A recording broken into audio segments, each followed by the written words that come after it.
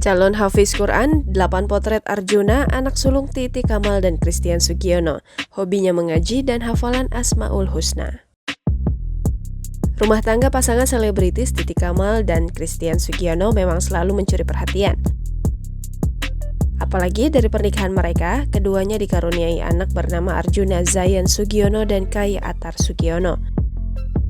Meski baru lulus TK, Arjuna anak pertama Titi dan Tian sudah hafal Asmaul Husna. Ia juga pintar dan rajin mengaji.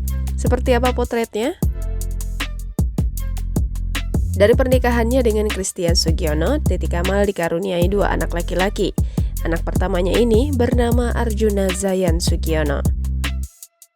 Meski baru lulus TK dan masuk SD, Arjuna sudah menunjukkan kepintaran dan daya ingat yang luar biasa. Di waktu senggangnya, Arjuna kerap menghabiskan waktu untuk menghafal Asmaul Husna dan menuliskannya dalam tulisan Arab. Tanpa disuruh orang tuanya, Arjuna juga sering banget belajar mengaji sendiri.